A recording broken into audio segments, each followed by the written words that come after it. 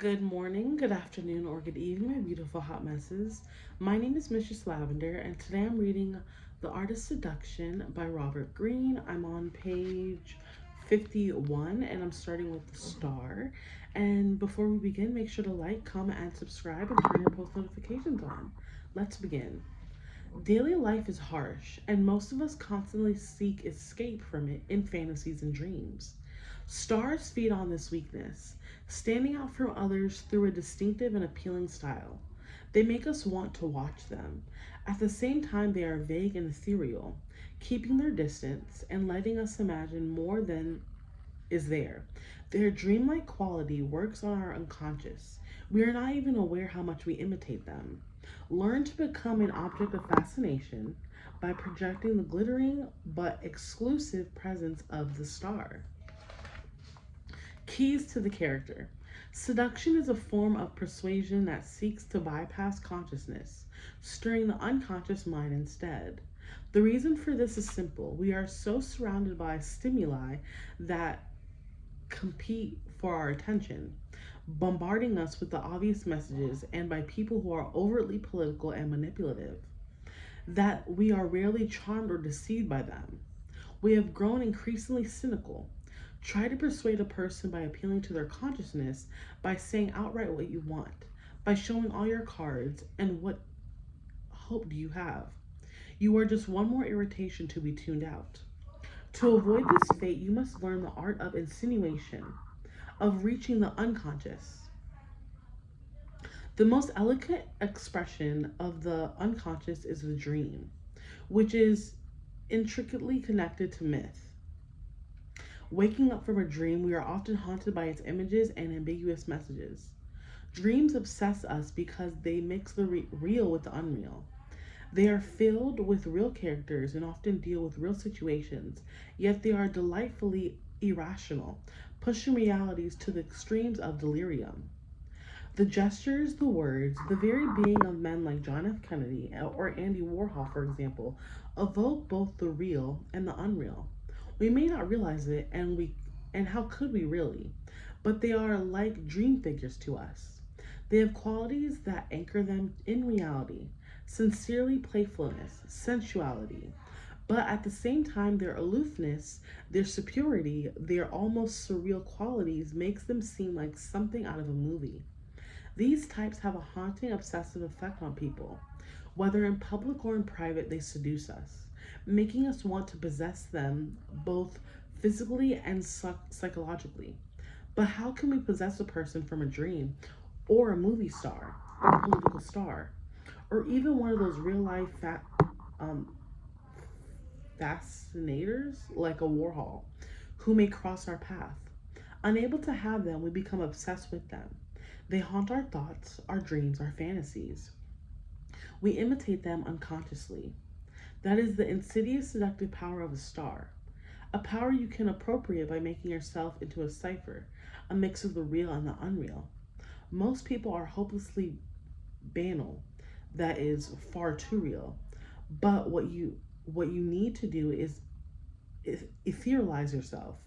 Your words and actions seem to come from your unconscious, have a certain looseness to them. You hold yourself back, occasionally revealing a trait that makes people wonder whether they really know you. The stars of a creation of modern cinema. And what enabled film to manufacture the star was the close up, which suddenly separates actors from their contacts, filling your mind with their image. Never forget this while you're fashioning yourself as a star. First, you must have such a large presence that you can fill your target's mind the way a close up fills the screen. You must have a style or presence that makes you stand out from everyone else. Be vague and dreamlike, yet not distant or absent. You don't want people to be unable to focus on or remember you. They have to be seeing you in their minds when you're not there. Second, cultivate a blank, mysterious face, the center that radiates starness. This allows people to read into you, whatever they want to, instead of signaling moods and emotions.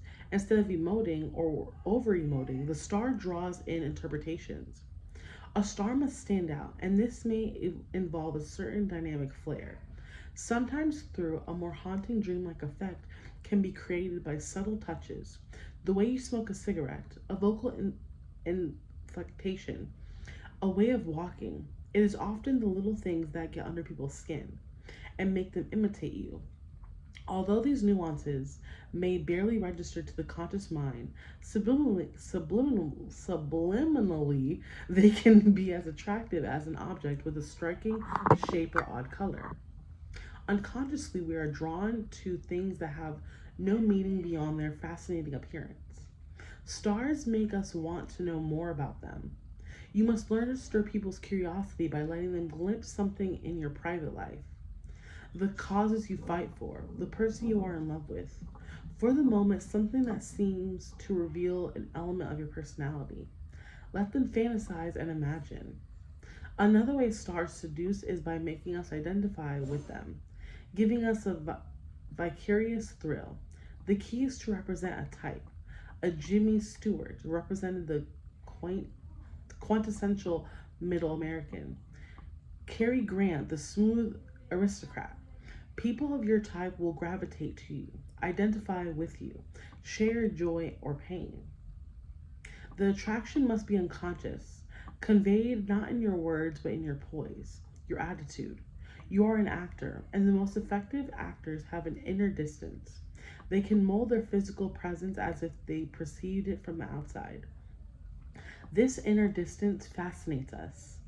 Stars are playful about themselves, always adjusting their image, adapting it to the times. Nothing is more laughable than an image that was fashionable 10 years ago, but isn't anymore. Stars must always renew their luster or face the worst possible fate, oblivion. Symbol: the idol, a piece of stone carved into the shape of a god, perhaps glittering with gold and jewels. The eyes of the worshippers fill the stone with life. Its shapes, its shapes allow them to see what they want to see, a god, but it is actually a piece of stone. The god lives in their imaginations. I'm stopping there at 57. I will be starting the next episode at part 2, the seductive process.